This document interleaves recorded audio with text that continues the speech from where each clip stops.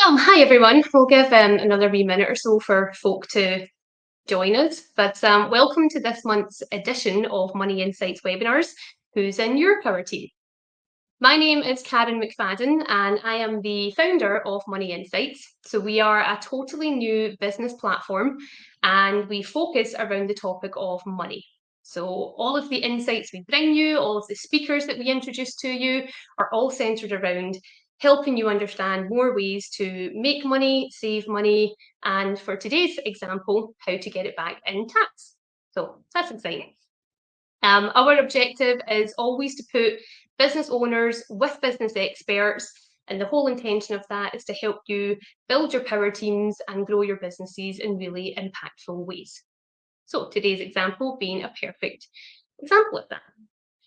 Now, the guests that we're bringing on today are from Ryan. So yes, Ryan is a person's name, but they are also an incredible tax consultancy firm that work on a global scale.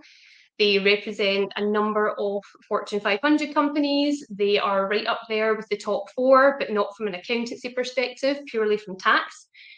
I've been working with their team now for around 6 years, and they have personally helped my clients save up into the millions, whether that's through tax rebates or mitigating liability in the future.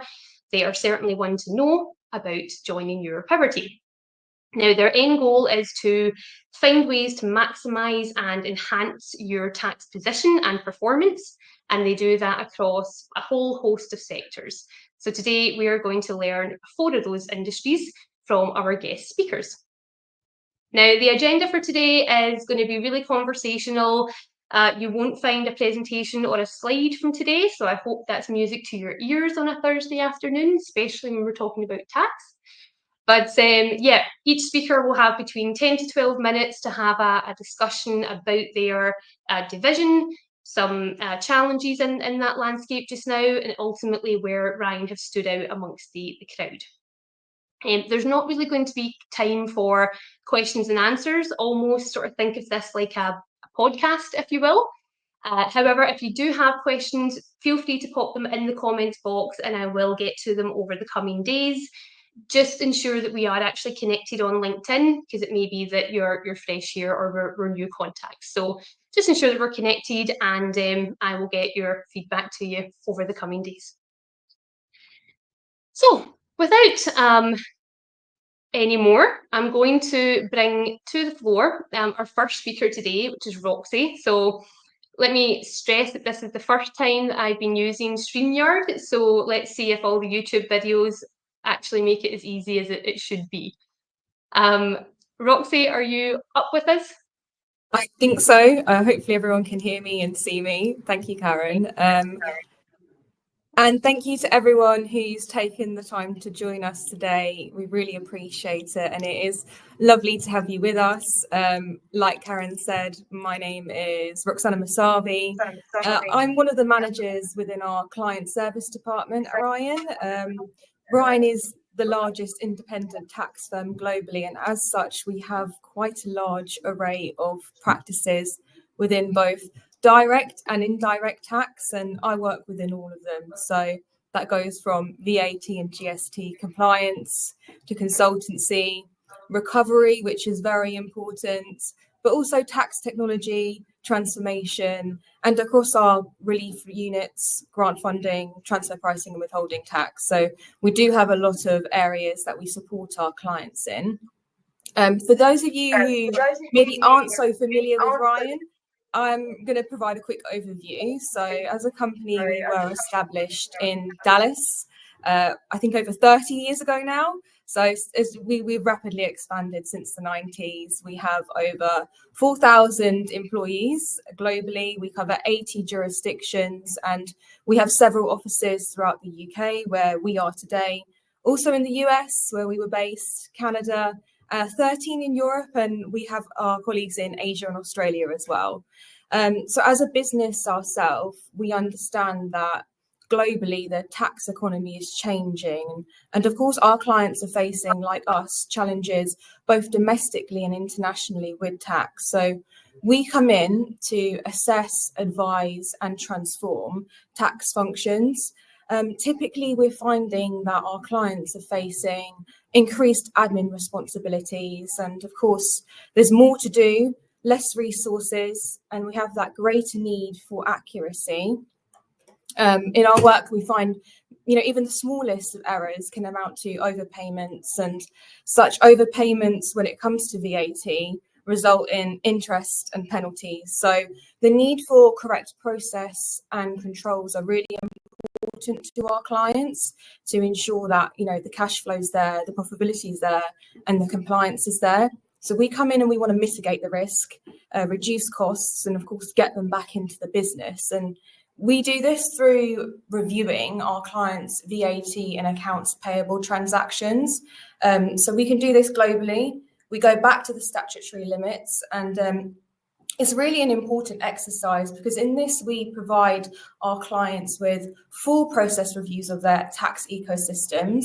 In that we review their data, so we're looking to identify underclaims and VAT leakages. So regardless of our findings in the exercise, we explain to our client what we found, why it's happened, and we provide process recommendations. And of course, if we do find VAT leakages, it comes with the bonus of recovering those retrospective savings to the business. And last year alone, we recovered over 4 billion in tax savings for our clients through VAT review. So it's a very important exercise, and our clients utilize it every year or so to assess their health of their systems. Wonderful. When we're looking Sorry, I was just going to say that's really interesting so far. No, of course, I was just going to say, so ultimately, I mean, you touch a number of topics, particularly around VAT, international VAT also. And I just wondered that the audience that have joined us today, there's a number that are within scaling businesses. So I kind of wanted to paint a wee picture to them to help them understand where, you can perhaps add value. Let's imagine I'm the FD of a scaling manufacturing company and we export our products to 20 countries throughout Europe.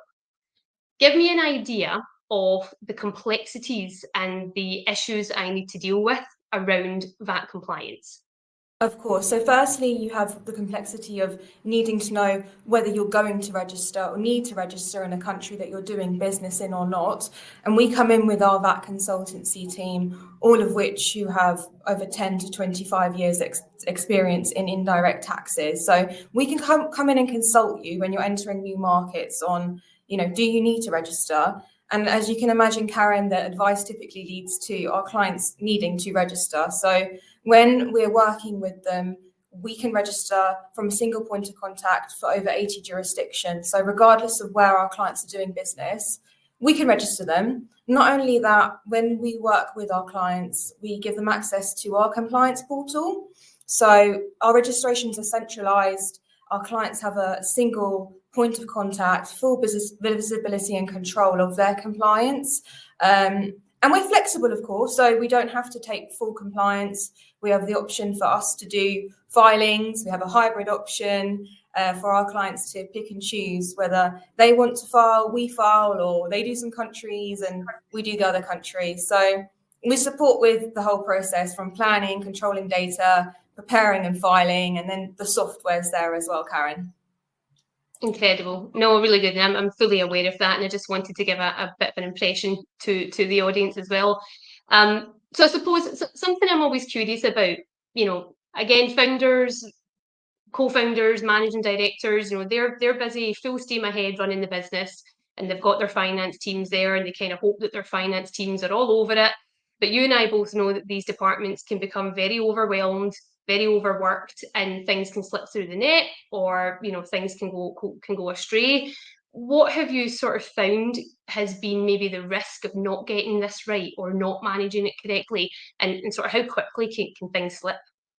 Yeah, it can slip quite quickly, and our clients face challenges in exactly what you're saying. The tax teams are so busy and they run the risk of data being decentralized, potentially unreliable or untidy, when we know that there's a need for accurate data provided in real time. So we're not only a tax consultancy and compliance firm, we also work within the tax technology sector. So it's really important to note that we have a transformation team who are responsible for resolving these issues of, data being untidy, unreliable through automation.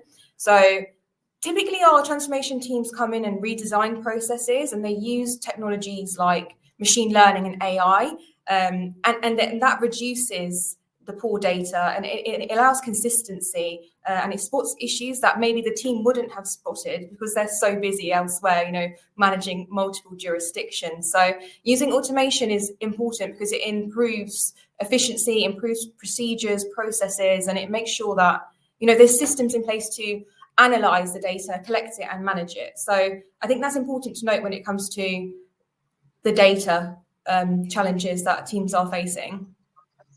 Superb. And it would be wonderful if there was even an example or a case study that you could talk through where perhaps this has been something that was missed with a client, or anything you'd like to share. Well, as the largest independent tax firm globally, Karen, we have multiple clients throughout multiple sectors. So we're doing this on a daily basis for many types of businesses. The largest banks in the UK, the largest manufacturing company globally. We have a wide range of clients. For me to sit down and case study, we'd probably be here all day. But we do this on a daily basis for our clients. So anyone facing these issues with data being untidy or unreliable, we come in and we have these conversations to see where we can automate, how we can automate, and what best fits the business to make a fully future fit tax function. Perfect. And certainly, I mean, the scale that Ryan can offer value to in this space, what are you finding, in the general landscape when it comes to that? It's a very specialist subject. Do you find that companies just don't know who to talk to about this stuff if their accountant, doesn't cover it, which I don't imagine that they would? What do you find is the general consensus of business owners with this topic? Yeah, we do find that typically accountants struggle to cover global VAT compliance because they just potentially don't have the knowledge to do so. A single UK accountant can only know so much about UK VAT, and it becomes challenging when the client needs to register in several EU countries. So that's where we come in. Regardless of we're working with accountants or our clients directly, we provide that point of contact for global VAT compliance, indirect and direct tax compliance through us. And you don't have to go to 10 people in Europe for the 10 registrations. You can just come to us, and we've got that level of expertise there in our individual service lines. So yeah, we're quite a good match for that. Yeah, and that's certainly the feedback that I hear. That one solid point of contact, it eliminates so much wasted time. It's reliable, just having one person to go to with these concerns, with these needs, these requirements. So yeah, I really wanted to highlight that on today's call because it's something I feel is an absolute USP for Ryan. So thanks, Roxy. We are almost at the 10 minutes. Can you believe it? Because we've literally went through 2 or 3 questions, which I thought would be the way today. But I want you to have a think of the last question. So the audience here, they'll learn loads over this next 40, 50 minutes, and there'll be loads of really good snippets and insights that they can take down. But, truth be told, they'll get on with their day like we all will. We'll get on with the week. And I want you to have a think, what is the one insight that you want people leaving here today with to remember this time next week about your service, about your world? Absolutely. I think it's important that, the landscape of tax is rapidly changing. We've got developments with e-invoicing throughout Europe. It's complex, and our clients constantly are needing to grapple with the changing times. And we're there as a point of contact to come to when you're faced with e-invoicing in a new jurisdiction, entering into a new jurisdiction. Perhaps you're doing business within the EU and you've incurred VAT and you need to recover it. All these kind of challenges we can assist with. So it's important to know that, we're here and we work with, the Fortune 500, the Fortune 200. We work with the biggest companies in the globe, and we assist with cross-border, cross-tax issues. So I think that's key to note. Perfect. So basically, if you're trading internationally, if you're importing and exporting, talk to Ryan because you'll need their help with their tax. Pretty much. Roxy, that's been wonderful. Thank you so much. I'm going to invite Mehul to the floor now.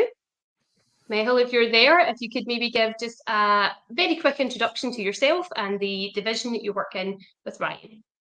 Hello, good afternoon. Thank you, Karen. Thank you, Roxy. I'm Mehul Chavda.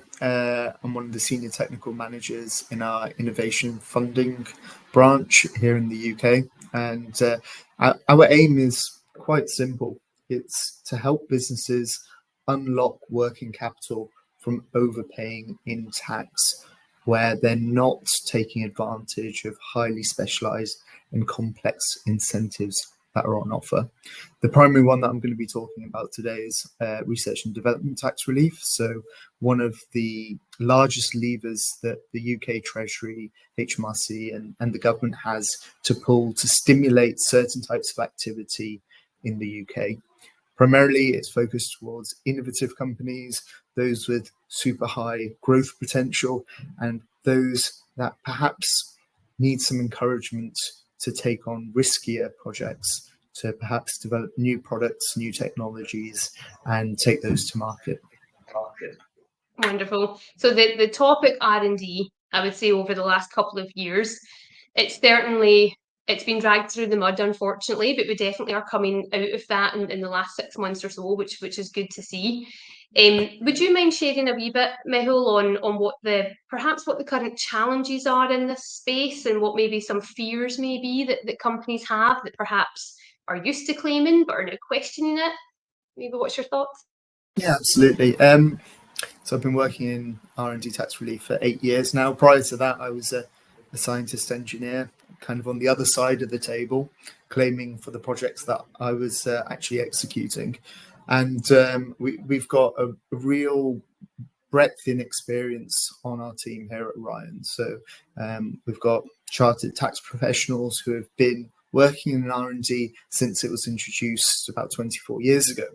Now, I would say the last 2 years has seen so much more change than the preceding 22 years. We've got a significant increase in complexity of the legislation itself. So the rates of relief coupled with the changes in corporation tax rates changing, and then also some of the eligibility criteria for the different types of relief for R&D have changed. Those changes will slowly filter in as companies complete their accounting periods, but that's 1/3 of the story. Whilst the legislation has changed, what we're also seeing is the administration of the scheme has changed as well. Historically, it was a relatively easy scheme to take part in. You needed to identify the expenditure incurred in executing R&D projects, put that into your corporation tax return, and then some people would be also compiling a justification report. Now, I think that for the last 20 years, for the most part, that was sufficient.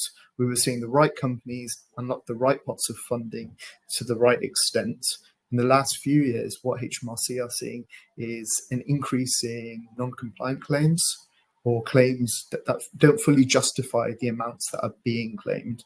So at Ryan, we've always provided really comprehensive reports, and now we're also fully compliant with the new changes in the administration of the scheme that requires pre-notification to HMRC, submission of the additional information form, and then, of course, the post-submission justification if it gets picked up by HMRC for further interrogation and more information being requested to support the claim.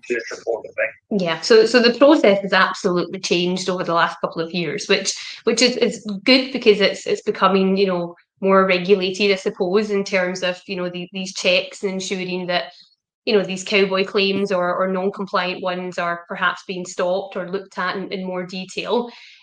Something I really like with Ryan is when there's changes like this that come from HMRC, you implement changes immediately in your processes and your internal structures. So I think that there's a lot of competition out there for this R&D topic, but I always talk about working with a credible partner, and that's the complete difference. So do you mind maybe sharing a wee bit about how you keep companies educated on this topic, and what Ryan maybe does to be at the forefront of that topic and the changes with it? Yeah, absolutely. So we have a dedicated team of tax professionals that only do R&D. And what we're able to do is dedicate our full focus towards upcoming changes and the direction that the government is taking to ensure that our claims are always fully compliant, but also fully cover all of the expenditure that tax relief is being claimed for. So I think a really good example of this is August last year. It was the first of the measures to try and complexify the administration of the scheme. The additional information form was brought in. So this is a form that essentially outlines what has been done that is going to generate the tax relief. What is the project? What is the advance, the uncertainty? What was the activity, and how much did it cost to execute?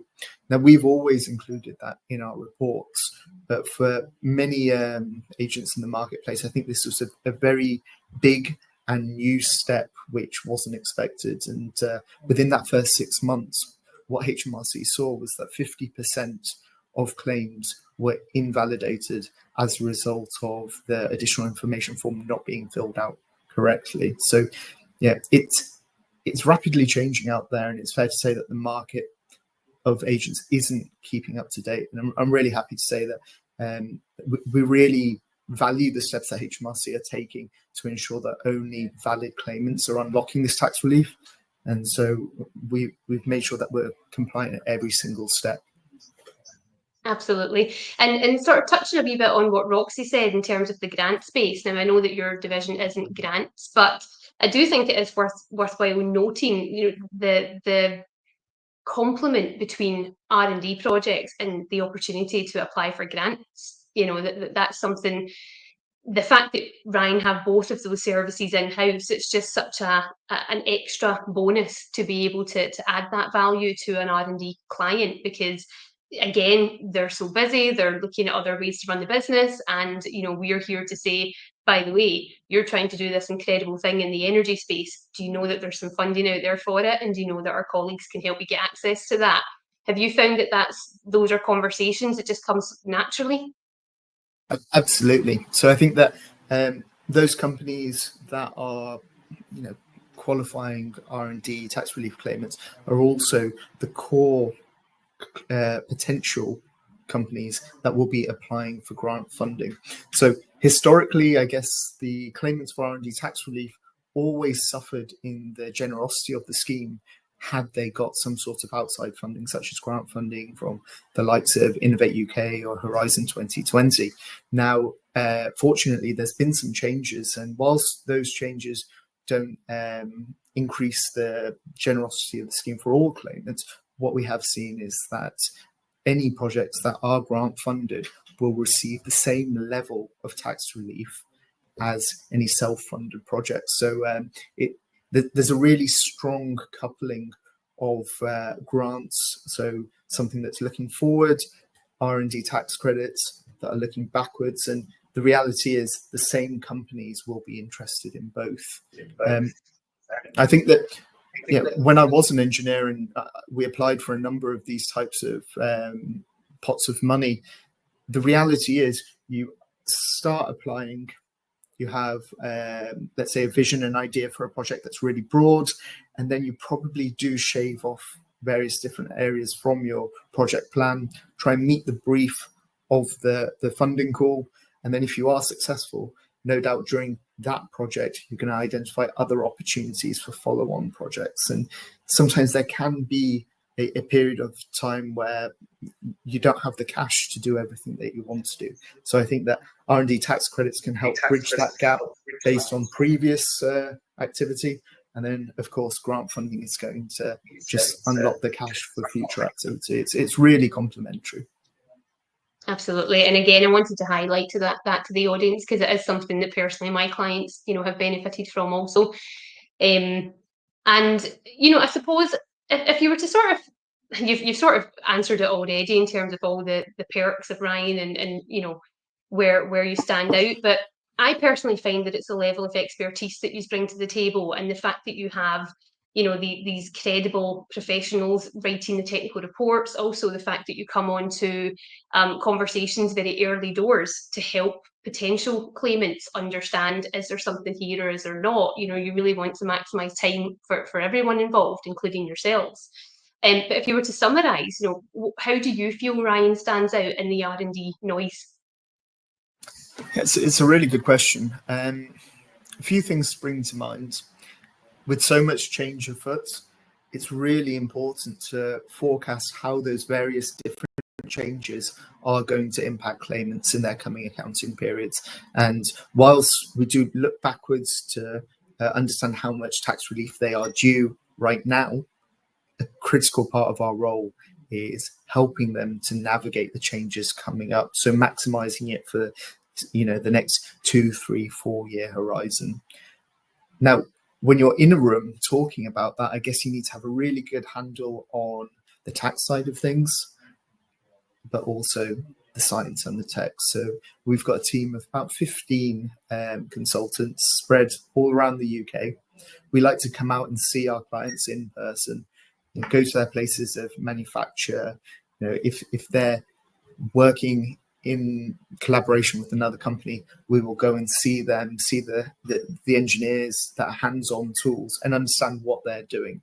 Now, historically, because the claim process was far simpler, I don't think many agents would go to that extent to ensure that all of that detail is being captured. What we found is that we do need to do that for a compliant and robust claim, but also it makes the process far more efficient. We have teams that are able to communicate efficiently with scientists, engineers, technologists, so that we're not tying up the client with those conversations more than is necessary. But then we also have team members who are able to engage with those senior leaders within the business, C-suite execs, and help them navigate the coming few years. And so it's almost a forward, a now, and a backward approach, which is well appreciated, I think. No, absolutely, and I can see it.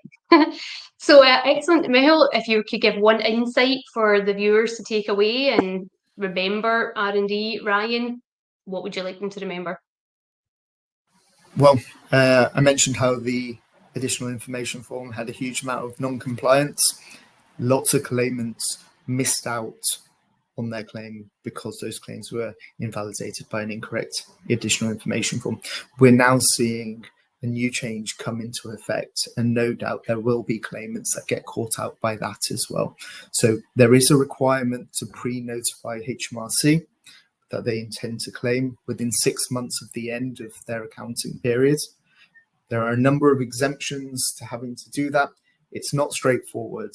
I would absolutely go and see a dedicated specialist to ensure that you don't accidentally miss this deadline and that you're compliant with all the other changes coming up as well. And this is the thing, it's a no harm discussion. It's, come along, ask your questions, and make sure you're doing this right. No, wonderful. Thank you, Michael. Jodie, so you are up next, and I'm really looking forward to your discussion, because unlike R&D, your topic is actually, there's a massive lack of awareness in it. So if you'd like to come on and just very briefly introduce yourself and the division that you work in within Ryan, and we can have a chat. Yeah, sure. Thanks, Karen. So my name's Jodie. I've been with Ryan for nearly 9 years now. And my role currently is in energy accounts. And I'm a team manager. So what we do is we work with clients to gain exemption from various taxes and levies that are paid on their energy consumption through relevant government schemes that they qualify for.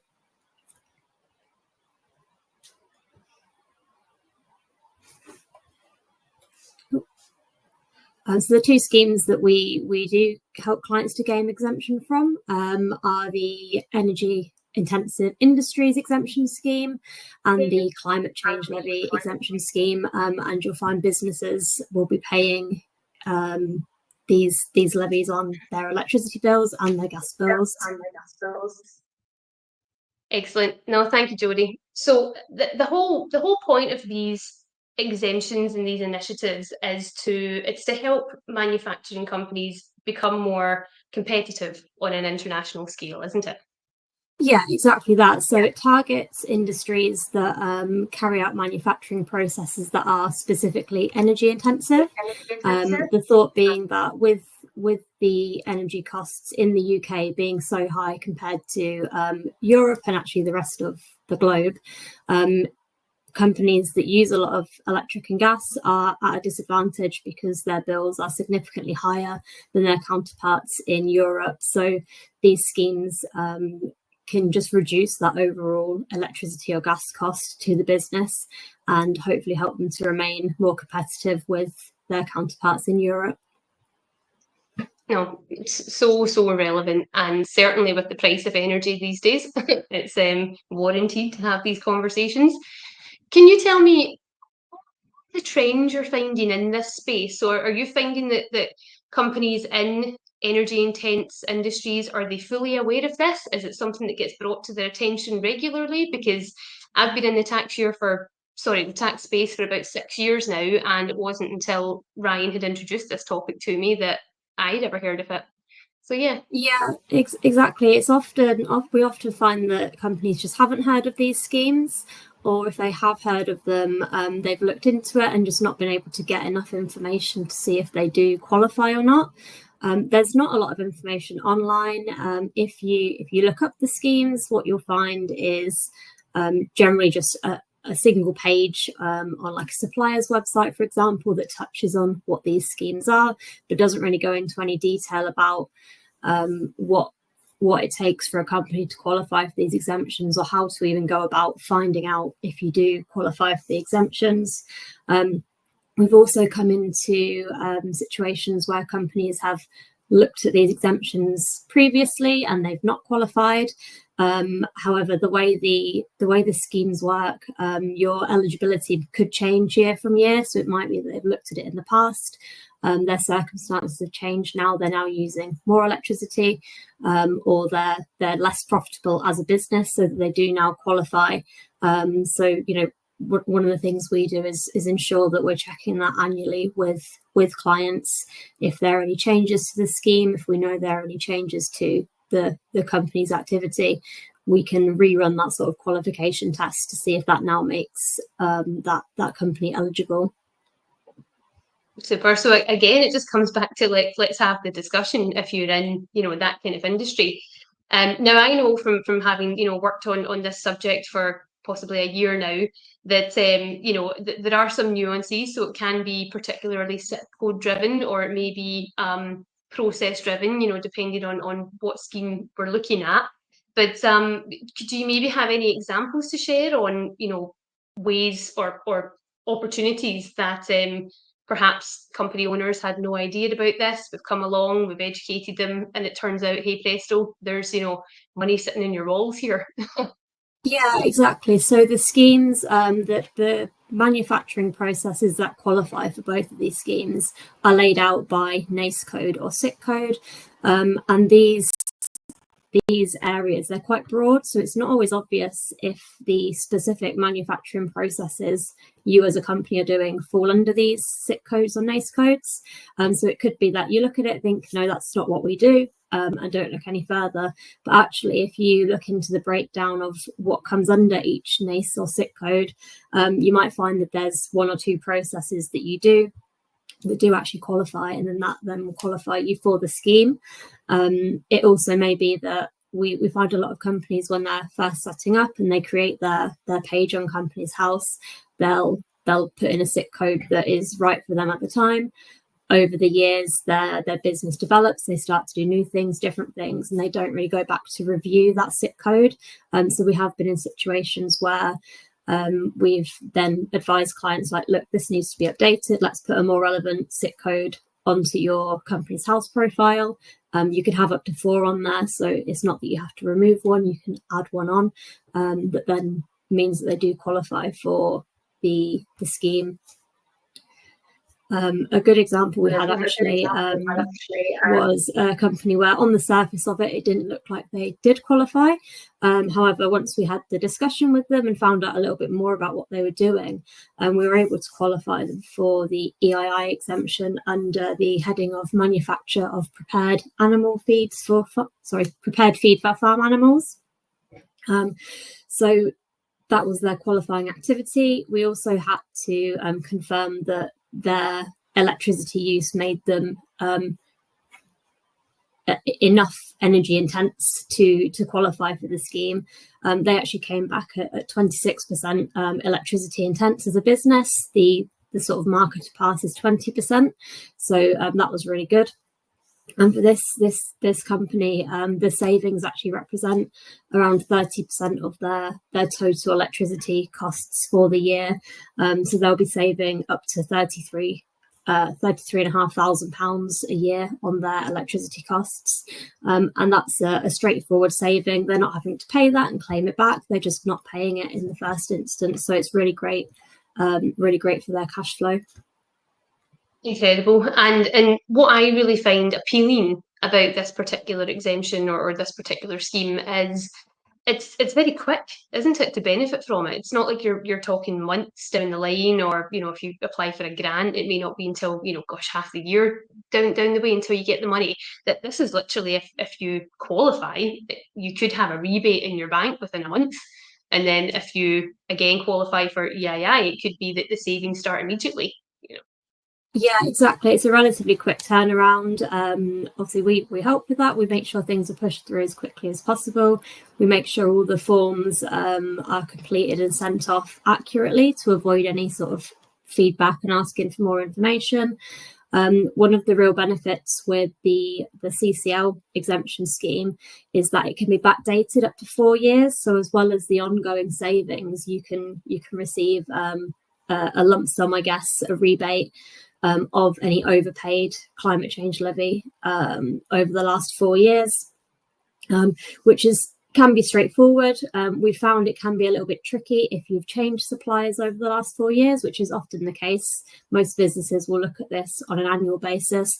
But again, that's where we as Ryan come in to contact all of those ex-suppliers, make sure they're reviewing the application and providing that rebate to the client as quickly as possible. Super. And sort of just to give the audience a bit of an idea, so CCL, that's sort of more focused towards mineral metal space, the min-met space, and then EII is, very ranges, very varied, but you're talking plastics, woods, fibre, ceramics, cement, all of these types of industries that would be energy intense. Yeah, exactly. So EII covers a much broader range of industries, like Karen said. One of the really great things about these schemes is you can qualify and get exemption on both of them. There's no crossover. So if you qualify for CCL exemption, you'll get the full benefit of that. And if you qualify for EII exemption, you'll get the full benefit of that too. So some of the areas that cross over are areas like if you manufacture cement, concrete, any sort of metal manufacturing, forging, stuff like that. They're really great industries for these types of energy reliefs. Wonderful. So again, I could probably talk all day about this one because I find it so underused, so underclaimed, and I really do just want to get the word out about it. Again, if there's audience members listening and they are in energy intense spaces, they're spending 200k plus on their energy every year. What is the insight that you want to leave them with? What do you want them to remember when they, this time next week, to talk to Ryan about their energy? Yeah, so I guess at the moment, high energy costs are just a part of running a manufacturer business. We can't shy away from that, but it really costs you nothing to reach out and have a conversation and find out if we can help with that through one of these exemption schemes. Like I say, it can represent up to around a third of your electricity costs, for example. So they're savings that are worth looking into and will not take up much of your time your time at all to do that. That's excellent. Thank you so much, Jodie.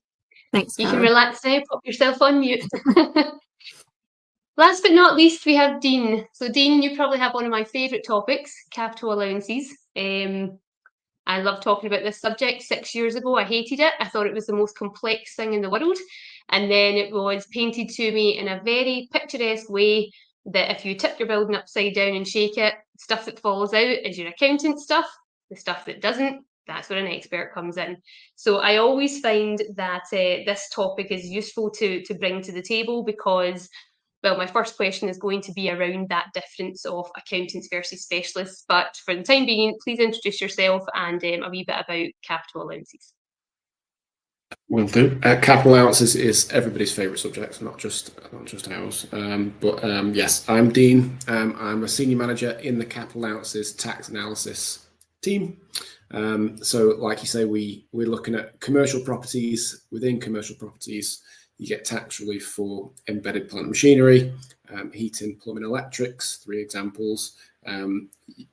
We're not there to replace accountants' work. What you're saying there is completely right. You tip that building upside down, all the stuff that falls out, the loose stuff, the trade stuff, that's what accountants pick up. But what tends to, which is often missed, is the embedded plant machinery. And that's where we come in to help optimize the tax position for our clients. We've operated for 15 years, over 15 years. I've been here for 10 of those.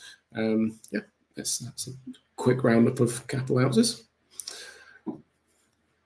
Excellent. I was just waiting for that bus to go by because it was making quite a racket. No, excellent. And I mean, a number of my clients, I genuinely feel that the impression is either shouldn't my accountant just handle this? Or no, Karen, I don't really know what that is. What is it? But by the time I've got to them and asked that question, they've done a refurb 4 years ago and they don't really get to enjoy the saving all in one go anymore, and time's are wasted basically. So I suppose one of the things I really appreciate with Ryan, particularly when it comes to, developers, property portfolios, property, interests in investors, you almost act like an arm to them. It's not just a one-stop, oh, you've got one building, we'll help with that. You kind of get mixed in with their team and you advise them on an ongoing basis. Maybe talk a wee bit about that. Yeah, that's a good lead into it. One of our best clients gets that service from us. They're quite a really big property investor, continually investing in commercial properties. They're building this property portfolio. They're our best clients because they are constantly buying properties, and therefore we can add lots of value to their businesses. Like this one particular, the best one, we've analysed 243 properties, identified £32 million of capital allowances, and saved them £6.5 million of corporation tax. So that's one client that we've saved that much tax for. So those type of individuals, we do help them on a weekly basis. With that particular client, we do have a regular call every week because they're buying properties weekly, and we're there to help them right through the life of the property's life. Like as soon as they're buying the property, we'll help them secure the best position for capital allowances. When they're buying it, we're going to support them all the way through the claim, and then when they sell the property, we're going to help them protect that tax relief as well when they sell the property, so they make that a permanent benefit for them. But yeah, that they are the best types of businesses to benefit from our service. Yeah, absolutely. And I suppose, because there will be accountants watching today, and I always, when I talk to my accounting contacts, they understand that it's not about working against them, it's working with them. It's helping them be more proactive for their clients. It's having a signpost to, impact their client's tax position in a positive way. So do you find that, do you find, well, I suppose my question is, people are still missing out on this incentive, and perhaps it's because the accountant isn't connected to an expert, or it's just not something that they've asked their accountant on, or they've not been that proactive. I mean, what do you find are the top reasons why companies are missing out on this, or even worse, underclaiming on it? I think there is a misconception, like you've alluded to there, that what we're there to do is to check an accountant's work, to kind of get in between that relationship between a client and an accountant, and that's not what we're there for. We're there to kind of complement that. And I think the issue is a lack of engagement with this tax relief. I think that especially when people are buying commercial properties, there is a complicated legislation around it. There's a lot of things you've got to make sure you've done in order to substantiate a claim when you're buying a commercial property. I think at those points, it's often missed by solicitors because they don't fully understand it. Accountants haven't been properly consulted on the purchase of a property. They've not engaged a specialist like us, so we can actually maximise that position for them. So I think it's just a lack of engagement in the relief and that thought process that it's covered by my accountant, and to a certain extent it is. But in order to kind of achieve that ultimate tax efficiency, which we're striving towards, a specialist is the only key to unlock that, and that's what we provide to kind of enhance that relationship with a client and accountant.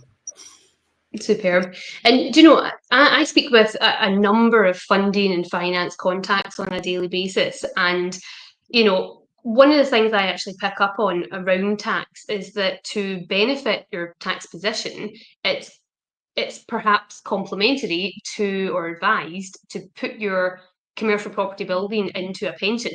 And you know, again, this is something I always ask the question: did you advise a client to claim their capital allowances before they made that transition? Is there any sort of examples you have like that just easy mistakes to make, or without getting the right advice up front, easy things you could miss? Well, that is the example, really, ultimately. The point is, whenever you buy or transfer or sell a commercial property, you must consider capital allowances, and it's the one thing that's always missed. It's that crucial consulting point of saying, are the capital allowances at this property that I'm transferring out, and what's going to get missed? Once it goes into a pension fund, as that example, you can't claim capital allowances. That opportunity has been lost. You need to claim it while it's in a tax-paying entity and in an entity that's got a qualified activity. So yeah, it's that is the main example of where people are missing out. Do you know, I also think a lot of times I get told, oh, Karen, I don't own the building, I'm just a tenant, so I've been told that I don't qualify. And I'll say to them, okay, but see that big 500k refurb job that you just done there? You know, did you consider that? Oh no, but I don't own the building. I just made the refurb. Again, you know, these are opportunities that are, you know, eligible for claiming. Yes.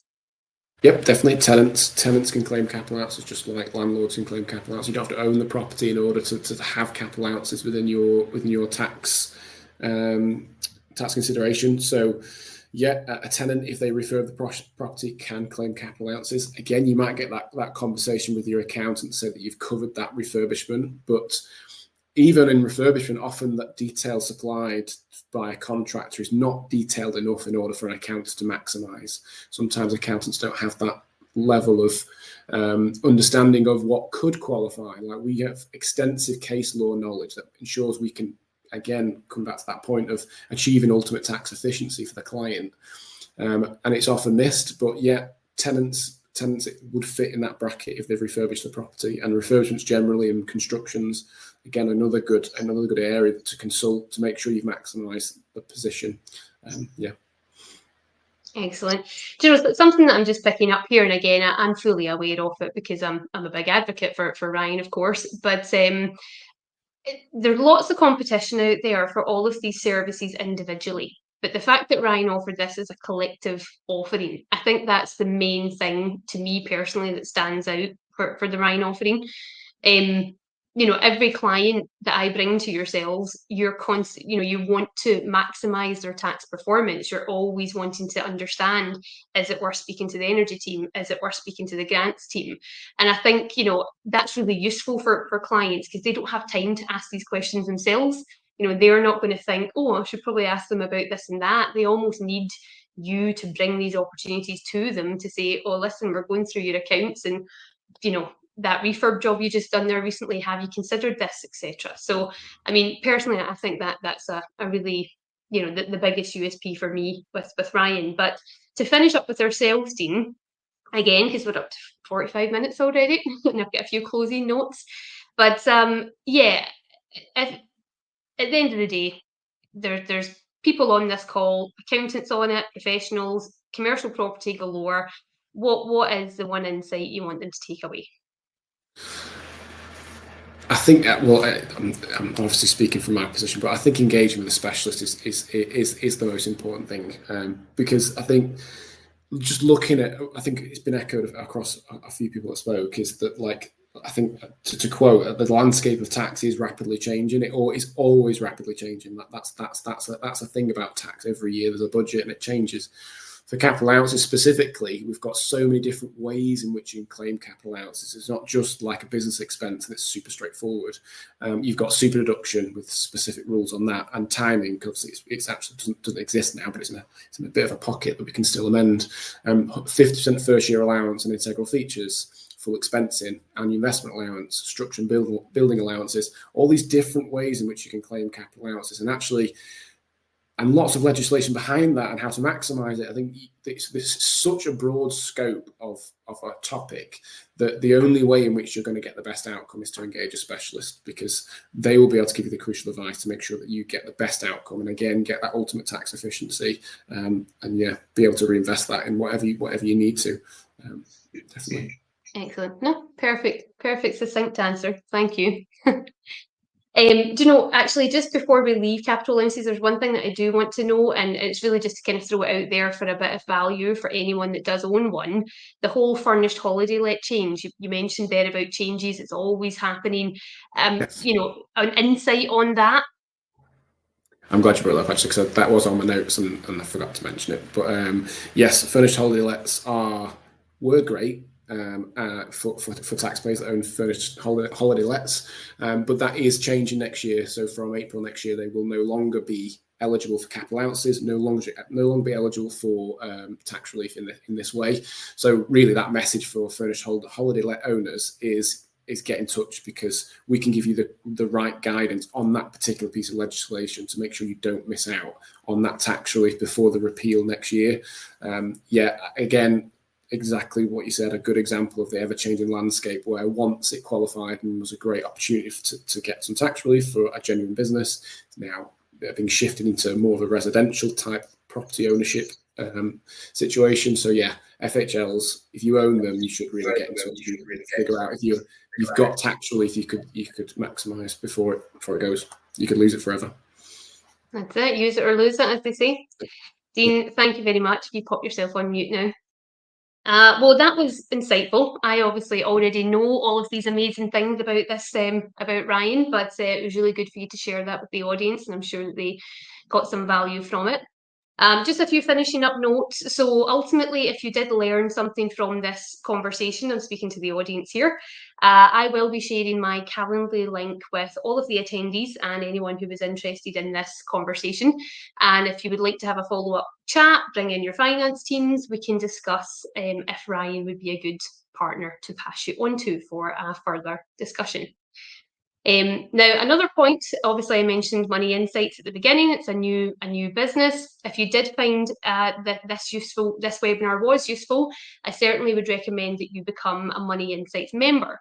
Now, as I said, the whole point is to bring you financial content. It's to bring funding and finance experts right to your door without you having to do any of the work. Every month we will share 4 to 6 pieces of content with you, and that will range from anything from these tax incentives to how to apply for grants to improving or implementing AI into your social media plan, and how that can help you bring or generate more leads, and how that can turn into more money for you. You get the gist. You also get access to a library with lots of money videos and blogs, and we've basically just taken really complicated tax topics or complicated money topics and put them into fun, funky short videos. So you get access to all of that as well. For £10 per month, that is the introductory offer to build the network. And of course, if that QR code is not working, which sometimes these pesky things don't, you can simply go onto moneyinsights.uk/pricing. So you've got that there too. So the next webinar is, I did say monthly, but no one likes to talk money or finance in December. We all want to get ready for Christmas and New Year. So the next webinar will be January, and it is titled How to Raise Finance in 2025.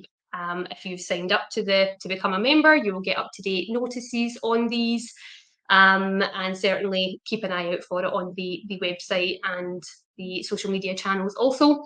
But this webinar has been recorded. Say webinar, it was a conversation or podcast style, but it has been recorded, so I'm happy to share that with anyone at their request. And I just want to say a big thank you again to all the speakers. I really appreciate you giving up your afternoon to speak with us. And thank you to all the attendees for investing your time in Money Insights today. Have a great day. Thank you. Brilliant. Thank you. Thanks. Bye, everyone.